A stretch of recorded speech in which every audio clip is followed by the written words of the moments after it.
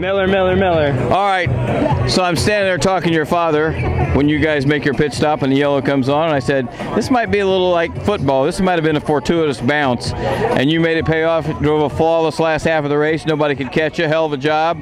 Did you think when that pit stop, you're thinking, you know, sometimes you need just a little bit of luck in this game?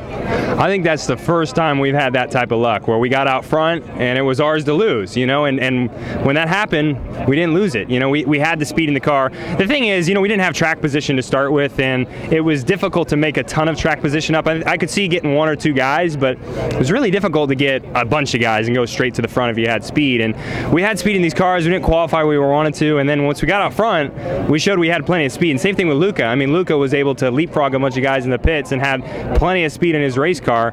It's just a matter of getting there was a little bit difficult today. So once we got out front, it was a matter of holding on, and you can see the CFH boys are just as good as anyone to make it happen. That's kind of what's fun about racing, is after Detroit and Texas, you're like, I hate racing, and now it's like, where's the next race? Yeah, I mean, no, you know, I never hate racing, but we definitely went through a rough patch. You know, we hit a high at Barber and then hit the lowest of lows, and that's what motorsports is all about, right? You know, it knocks you down a bunch of pegs every time you think that you're good. And you know, May we struggled a lot. We just didn't have a good May. We struggled at Indy. Detroit wasn't a great highlight for us, and then we just had a terrible Texas. And we're working really hard. I mean, we got an amazing amount of guys at the shop that know what they're doing. So we're going to work really hard before we go to Fontana. And believe me not, we're gonna be very good when we go there. So I'm excited for all the races. At the end of the race, Luca made a big charge and got up next to you, but that was once you held him off, you pretty much think that was it?